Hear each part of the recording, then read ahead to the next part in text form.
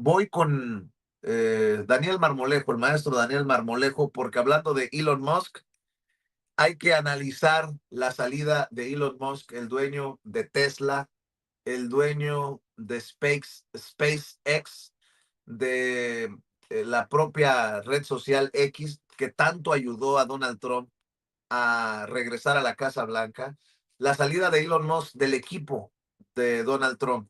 Y es que las pérdidas son brutales, hasta del 70% tengo entendido de las ganancias de Tesla. Y bueno, pues para hablar de estos y otros temas, saludo a Daniel Marmolejo, director, productor y fundador de la Cuarta República en YouTube. ¿Cómo estás, Daniel? Querido Vicente, qué gusto saludarte a ti y a la destacada audiencia de Sin Censura y todas tus plataformas, Vicente. Pues estamos muy atentos a lo que está sucediendo en Estados Unidos y también en el mundo. Cambios históricos que algunos son predecibles por la condición humana y otros no son predecibles, al contrario, sacuden el escenario de la economía en el mundo. Entonces, pues la agenda global es una agenda muy importante, Vicente. Pues hablemos de lo global. Tú dices el Papa Francisco primero y la lucha de conservadores y progresistas. Ya hasta un cardenal al que le habían quitado todos sus derechos por ser sentenciado a prisión por un caso de corrupción, regresa y quiere entrar al cónclave, aunque le retiraron ese derecho. Se habla de un ultraconservador como favorito, Sará, creo que es este cardenal africano, y el caso de Elon Musk y Donald Trump, que tiene que recular, por cierto, frente a China, porque pues, le está poniendo la madre a la economía mundial. Dice el Fondo Monetario Internacional que la única nación que va a tener déficit, crisis, es México. Háganme ustedes el pinche favor. En fin, por donde tú quieras, Daniel Marmolejo. Pues Argentina es un país contradictorio, Vicente, que tiene por un lado dos caras de una misma moneda por ser una nación, de la cual ha emergido históricamente un prelado, un cura, un sacerdote de barrio, un sacerdote del pueblo que fue el Papa Francisco, de apellido Bergoglio, porque además es migrante de su familia, perdón, familia italiana que llega a Argentina, como una gran parte de los migrantes que se asentaron en aquel país, un país que pudiera convertirse incluso en una segunda Palestina o en un segundo enclave israelí, también por la cantidad de judíos que hay en Argentina. Y por el otro lado, Milei, que se dedicó durante su campaña no solamente a criticar la posición del Papa Francisco, sino también señalarlo como el enviado del maligno en la tierra. El Papa Francisco es un cura que empieza con una larga trayectoria a partir de todo aquello que generó un movimiento teológico de base social muy importante que es la teología de la liberación. Hay tanto teología como filosofía de la liberación. El basamento de la teología de la liberación es la opción preferencial por los pobres. Ese es su fundamento, pero también tiene una condición de crítica a las estructuras económicas, políticas y sociales. Por lo tanto, hay una vertiente marxista dentro de la teología de la liberación, y de allí que durante mucho tiempo se hiciera, durante el siglo XX fundamentalmente, un contraste entre la visión cristiana original de Jesucristo y pues la visión marxista de la economía, de la crítica, de la construcción teórica, de esta trascendente perspectiva que significó también la construcción de modelos políticos, de revoluciones y de luchas. Y bueno, la teología de la liberación surge con personajes muy destacados en Brasil, que después también son expulsados de aquel país porque naturalmente les incomodaba que la iglesia cambiara la visión meramente clerical, meramente del culto, por la visión social. Dentro de estas perspectivas, la teología de la liberación también fue combatida dentro del mismo seno de la iglesia porque la Iglesia siempre ha mantenido un status quo y no ha sido reflexiva en muchas ocasiones de su propia condición, y yo diría todavía hasta nuestros días. Hubo otra vertiente que no necesariamente comulgaba con la visión marxista, pero que sí buscaba, desde luego, que sus acciones preferenciales fueran por los pobres, por un lado. Por el otro lado, también promovía, más que una lucha entre clases, una comunión, una forma de entenderse entre los distintos grupos económicos y sociales, pero también buscó no imponer solamente una condición dentro de una ideología económica y política, como lo venía haciendo la teología de la liberación, para abrirse a la naturaleza intrínseca de los pueblos. Por lo tanto, Francisco permea dentro del ámbito del cura del barrio, que pudo valorar también lo que significaban las periferias. Estas periferias a donde vivía la gente con menores posibilidades económicas, esta periferia a donde están los tiraderos de basura. Nunca vas a hallar un tiradero de basura en el centro de una gran ciudad, la vas a encontrar en la periferia. De estas periferias que reciben los efectos de la contaminación y los efectos de una economía precarizada. Y bueno, junto con ello, había también una condición cultural dentro del enfoque del Papa Francisco. Por lo tanto, es un fanático del fútbol y esto trascendió muchísimo porque yo creo que es el Papa el que más playeras de equipos de fútbol ha recibido. Junto de ello también hubo un vínculo conversatorio con líderes del mundo cuando él alcanza ese máximo nivel de ser el representante de Jesucristo en la tierra, de acuerdo a la doctrina religiosa católica, y bueno, fue muy apreciado y muy respetado. Recordemos que él viene justamente cuando el Papa alemán Ratzinger se separa de pues el papado oficial y hubo dos papas durante un tiempo, porque ese apostolado no se entrega, permaneció en el caso de Ratzinger, pero Ratzinger se reservó a su propio espacio. Él tenía, Ratzinger, una visión reformista de la iglesia, pero la salud y las condiciones no lo permitían y él pensó que era necesario que hubiese un sucesor. Llega Francisco, que tiene también una condición muy carismática, pero que se contrapone en un amplio sentido con otro de los antecesores que fue el Papa más carismático, Juan Pablo II. Y aquí hay aspectos fundamentales que tendríamos que revisar. Juan Pablo II contribuyó fundamentalmente a la caída del comunismo, de la Unión Soviética y también a que se fragmentaran los países comunistas que formaron parte del Pacto de Varsovia. Esto que viene con una fuerza muy particular de un movimiento llamado Solidaridad, dentro de su mismo país, que era Polonia en el caso de Juan Pablo II, continuó con una revisión del comunismo, de sus propias deficiencias y de los problemas culturales y de corrupción que habían a través de la Glasnost. Y junto con ello la perestroika que también impulsó Mikhail Gorbachev hasta que finalmente esto se desintegró. Por lo tanto, para quienes han tenido una visión comunista, dentro del contexto histórico, lo que contribuyó, la contribución de Juan Pablo II fue favorecer el desarrollo del libre mercado y favorecer la globalización, de la cual pues hubo muchos efectos negativos, que son los que justamente en esa revisión se ha parado el Papa Francisco. Entonces, date cuenta que los dos pilares de la Iglesia tuvieron contradicciones respecto a la visión histórica de los modelos económicos, políticos y los efectos sociales en muy corto tiempo, aunque los dos conviven también dentro del siglo XXI, del siglo XX y del siglo XXI.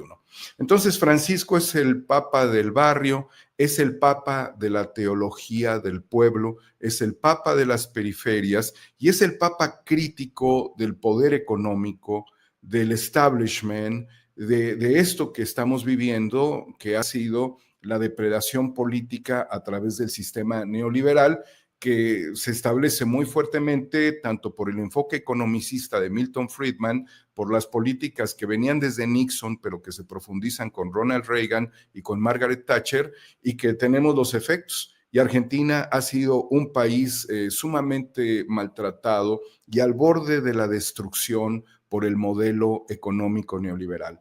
Y hoy que vienen estos liberales libertarios, como lo es Milei, pues también surge nuevamente una contradicción porque Milei quiere la desaparición del Estado, quiere destruir el modelo social de apoyo, de bienestar, creado durante la década ganada con el modelo kirchnerista, que es también una evolución del modelo peronista. Pero bueno, resulta fundamental ver que un papa del pueblo estuvo, y no porque esté relacionado con fenómenos como la ministra del pueblo o la mañanera del pueblo, sino por la esencia básica que tiene la relación con la comunidad.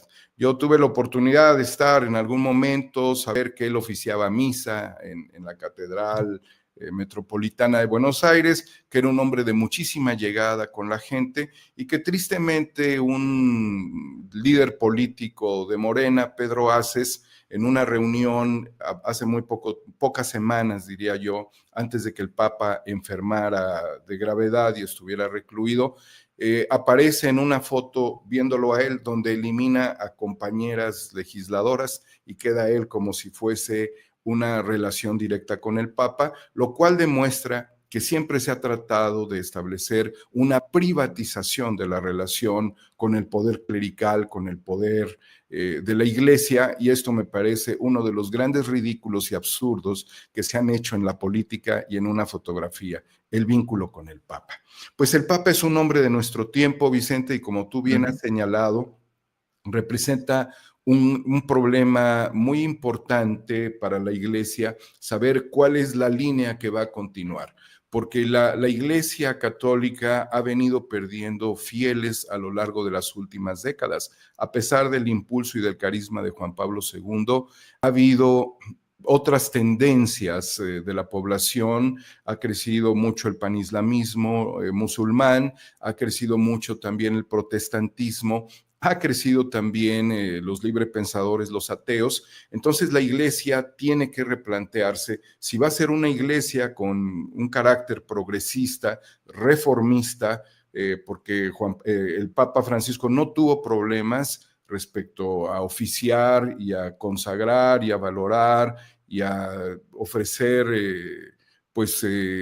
digamos, la relación que la iglesia tiene en su carácter con la comunidad LGBT, con los grupos más vulnerables de la humanidad, de tal suerte que, ¿qué va a hacer la iglesia? El mismo status quo de miles de años que se relacionó siempre de manera permisiva y negativa con el poder político, porque la iglesia se relacionó con los nazis, porque la iglesia se relacionaba con Salinas de Gortari, porque la iglesia se relacionó con Pinochet, porque la iglesia se relacionaba permanentemente pues con el poder en Estados Unidos, en Canadá, y hemos visto los efectos que ha tenido el que a la iglesia se le ha corrido la cortina y se ha demostrado casos de pederastia, se ha demostrado casos de abuso, se ha demostrado casos de acumulación de la riqueza.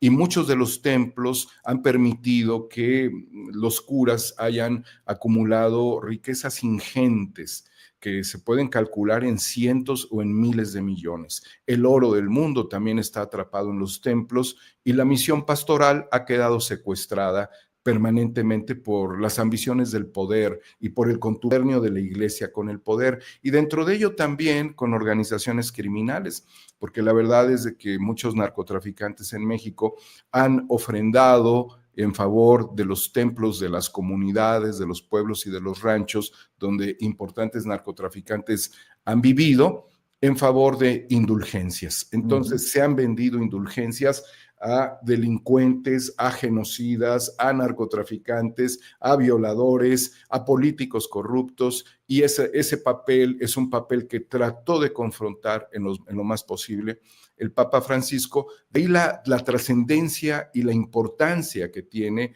su pérdida y cuál será el relevo, que será un asunto posterior, Vicente. Esto respecto al Fíjate, enfoque, sí.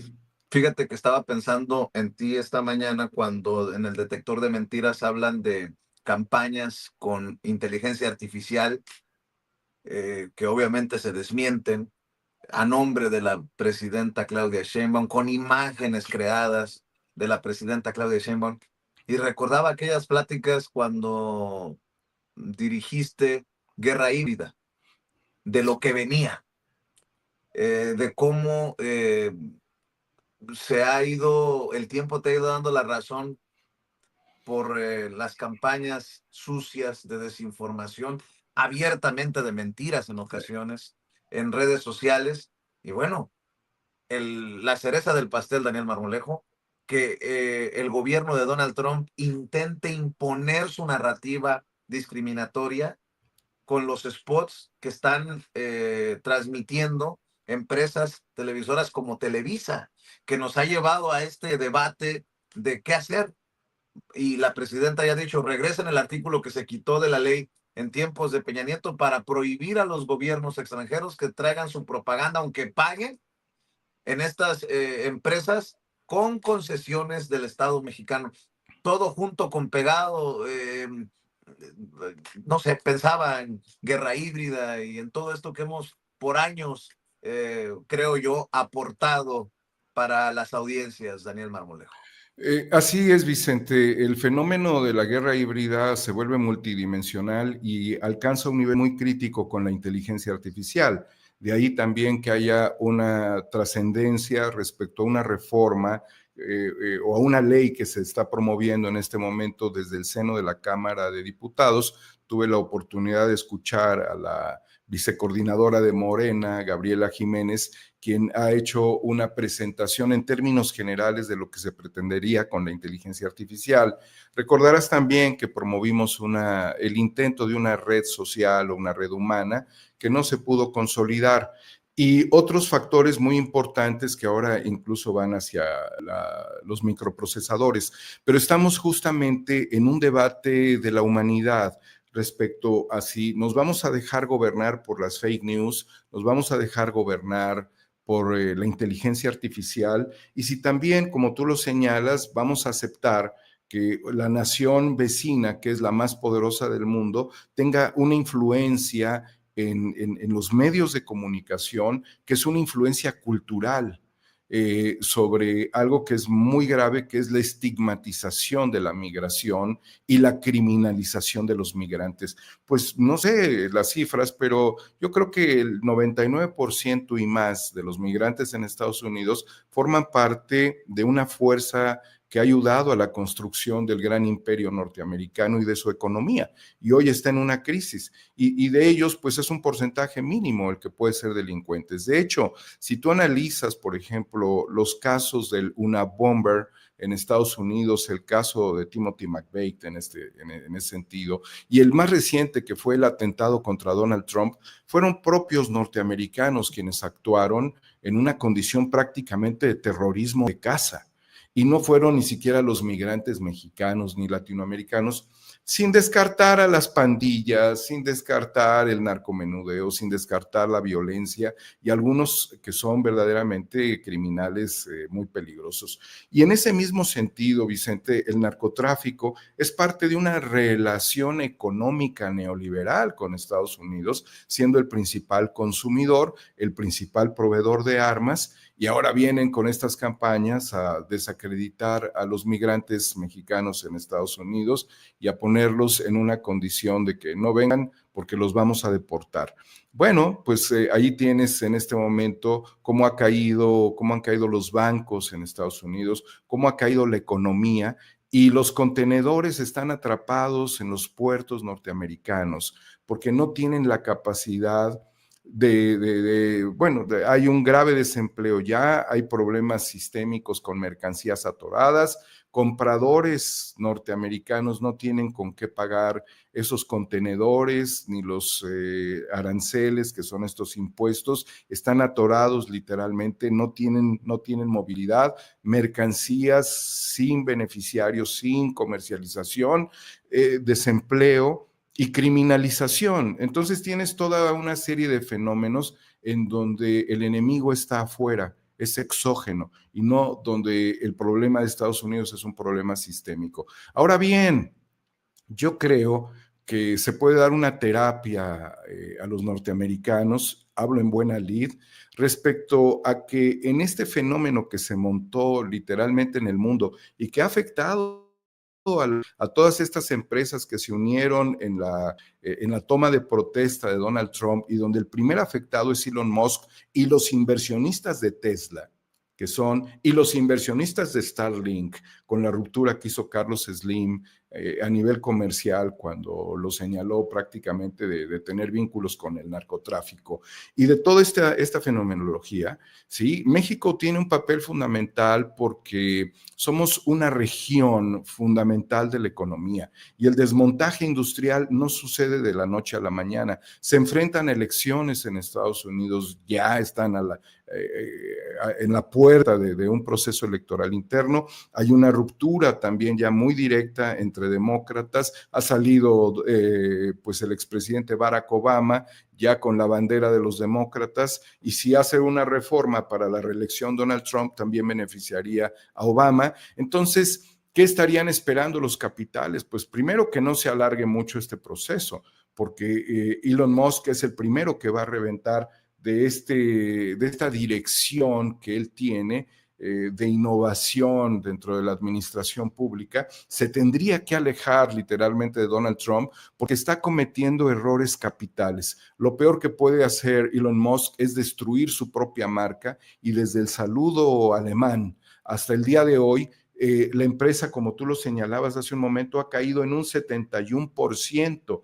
Las acciones están pues a la mitad o un poco por ahí de lo que se esperaba, y los ingresos de 19,000 millones de dólares están en este momento cuando se esperaba que fueran de 21,370 millones de dólares. Todavía se anuncia que tienen liquidez para poder establecer sus planes, pero también fíjate que esa marca vinculada con la guerra económica en el mundo, porque aunque no le convenga a Musk, forma parte de este concierto explosivo de la Casa Blanca, pues ha sido atacada su marca. Sus vehículos han sido saboteados en agencias. En Europa no quieren comprar un Tesla. China le cierra el mercado a Tesla, y pues es un mercado de 1,400 millones de compradores.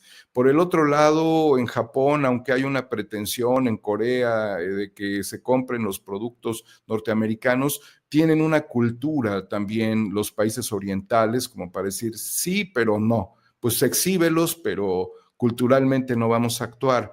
E incluso en Presidente Mazarik, en Polanco, en la Ciudad de México, ya ver un vehículo Tesla no significa un orgullo ni una distinción. Y empiezas a ver a BYD y a los vehículos chinos que se extienden por el mundo. Entonces es necesaria casi una relación terapéutica con Trump. Decirle, mira, Donald, abriste tantos frentes que tú mismo estás ya en una descompensación de riesgo sistémico en tu país. Y ahí está la caída de las bolsas, la caída de los bancos. Has perdido 500, las empresas que te apoyamos hemos perdido 500,000 millones de dólares, que era la apuesta que tenías originalmente para el proyecto Stargate. Dudamos que el proyecto Stargate incluso se vaya a desarrollar, porque ya en estos meses nos demostraste lo enormemente bipolar que eres. Un día sí, el otro no, el otro sí, el otro no, y luego más, y luego menos, y luego, y que te tienen que besar las nalgas. Entonces, no es la política que está favoreciendo en este momento ni siquiera Elon Musk. Quien está cometiendo pecados capitales, que yo creo personajes como Steve Jobs, que debe de ser un émulo a seguir para Elon Musk, jamás cometió. Sin embargo, perdió esa posición de CEO que tenía en Apple en los años 90, y que lo obligan a irse de Apple hasta que finalmente regresa. Entonces, yo creo que los capitalistas, los principales accionistas de Tesla, lo han llamado a una revisión, y en un acto de contrición le deben de decir, o vuelves a esto o buscamos a un sustituto, porque tú eres la marca, tú Elon Musk eres la marca y hoy tú estás muy desprestigiado porque además te has dedicado a depredar dentro del gobierno federal y a recortar a miles de personas de puestos de trabajo y tu imagen ya es una imagen fascista. Y nosotros no vendemos autos fascistas. Y déjame decirte que los nazis sí tuvieron éxito, porque sí invadieron al mundo con el Volkswagen, pero bueno, fueron otras condiciones históricas. Aquí la respuesta a la guerra híbrida de Trump, la respuesta a esta doctrina del shock con la que él está golpeando a las economías del mundo y que, como también mencionas, tiene afectaciones para nosotros, pero obviamente no somos los únicos. Yo creo que los principales afectados en este momento son países que no tienen producción energética, aunque nosotros somos deficitarios en gas, pero me refiero al caso de Europa, donde la economía alemana está colapsada, donde cortaron los flujos para la industria automotriz de los productos chinos, y esto viene de la cadena de suministro fracturada desde la pandemia, y donde les bombardean el Nord Stream 2. Entonces, la visión geopolítica del mundo debería de ir en un escenario, y déjame planteártelo finalmente de la siguiente manera. En la visión fraterna de Francisco, en la visión del bienestar generalizado y de la fraternidad universal de López Obrador y en la prudencia de Claudia Sheinbaum. Con los tres tenemos para dar cátedras de política y de geopolítica en toda la orbe, querido Vicente. Me gusta el cierre, mi querido Daniel Marmolejo. ¿Por qué no cerramos invitando a esta audiencia que tanto aprecia tus reflexiones a que te siga, que te respalde, a que te apoye, maestro? Bueno, yo quiero hacerte una invitación, Vicente, primero. Estoy haciendo una película y creo que tú eres un gran protagonista de esta película. Tienes que ser un gran impulsor de este proyecto.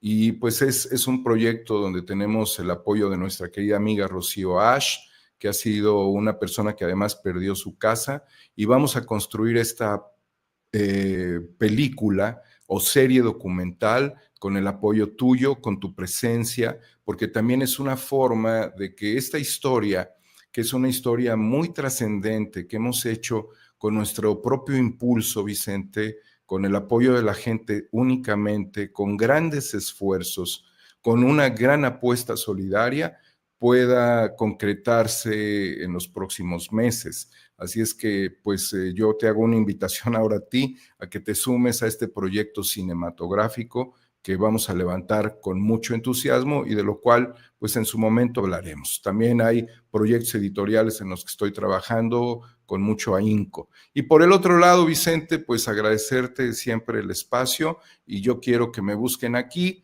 Nuestros espacios son verdaderamente modestos. Yo he vivido baneado permanentemente. No tenemos efecto mediático ni tampoco lo pretendo.